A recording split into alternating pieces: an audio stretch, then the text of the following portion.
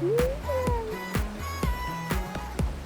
guys, it's Ro. Welcome to another Nerdy Nummies. Some of you may notice that I am dressed as Elizabeth from Bioshock Infinite. I got a lot of requests from you guys to make something from Bioshock, and I went, we have never made something from Bioshock. And we have never made homemade potato chips before. And in Bioshock 1 and 2, you can find bags of Salty's potato chips all around the game. You can find them in vending machines or toilets, so I thought that's what we're gonna do. We are gonna be making salt and vinegar Salty's potato chips from Bioshock. Let's get started. The things you will need will be some vegetable oil, malt vinegar, distilled water, a vegetable peeler, 3 Yukon gold potatoes, some small paper bags, mine are 4 by 6 inches, 2-inch round cookie cutter, 2 tablespoons of sea salt, some sticker paper, and a mandolin for slicing our potatoes. Now let's put it all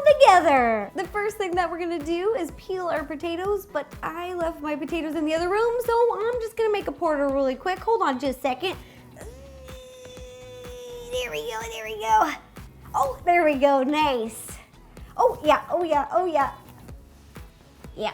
Now we're gonna peel our potatoes. In front of me, I've got a cutting board and a little vegetable peeler. We're just gonna get to peeling. We've got our potatoes peeled, and now I'm gonna cut them in half and place them into a little bit of water so they don't oxidize and change color. The next step is totally optional. We've got our round cookie cutter, and I want my potato chips to be cute and round and all matching. Place it down on the cutting board and take my 2-inch cookie cutter and press it down. Yeah. Then you're gonna take off the excess. We're gonna turn these into hash browns later.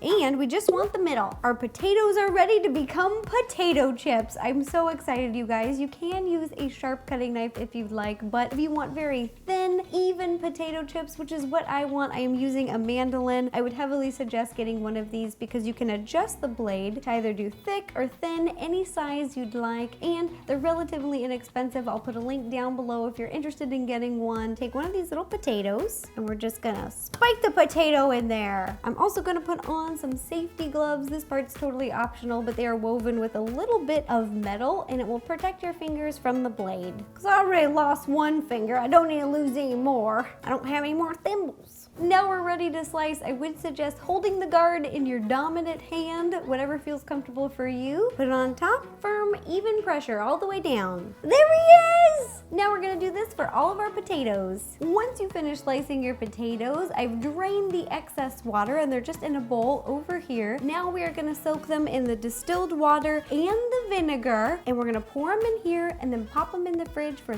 30 minutes. After your potato chips have soaked, we are gonna dry them off. Over here, I've got a baking sheet lined with a piece of paper towel to absorb the moisture. Pick them up, bring them over here. Once we've got them all onto the baking sheet, we're gonna pat them dry and let them dry for about 5 minutes. Once they've sat out and dried, we're gonna take our potato chips and our oil over to the stove. Pour the oil into a deep, thick bottom pot and bring it to 350 degrees. I'm using a candy thermometer to be accurate. Then carefully place the chips in one by one so that they don't stick together. At first they will sink to the bottom, but then they will pop back up. Allow them to cook for 1 minute on the first side, flip them over, and cook them for an additional 30 seconds to brown. Once they've cooked, remove them from the heat. I'm using a spider so that I can scoop them all up at the same time and bring them over to your lined cookie sheet. Then immediately sprinkle with some sea salt so it will stick. We've got all of our potato chips over here, and while they're cooling for just a little bit, we are gonna make our potato chip bags to look like the ones from the game. I made a little template in Photoshop. I will put a link to it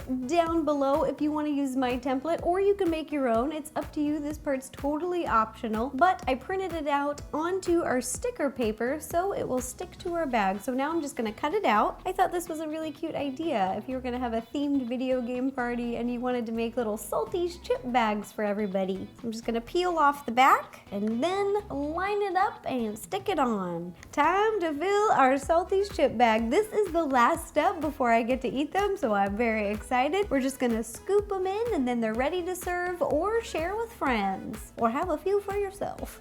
Ta-da! Here are the Bioshock Salties chips that we made today. We made a homemade salt and vinegar potato chip recipe. A big thank you to you guys for suggesting something from Bioshock because we've never made something from Bioshock. This is the first time. And this is the first time that we have ever made homemade potato chips on the show. So I'm very excited. I'll be taking lots of pictures of these chips and posting the recipe on RosannaPansino.com, Instagram, Facebook, and Twitter. So you can go check them out there. And if you guys make your own homemade potato chips, please take a picture and send it to me. I love seeing your baking creations. It just makes me happy. It makes my day. And if you have any other ideas for any other nerdy nummies, please let me know. Leave me a comment down below and I will do my best to make it happen. All right, thanks again, you guys. Bye-bye.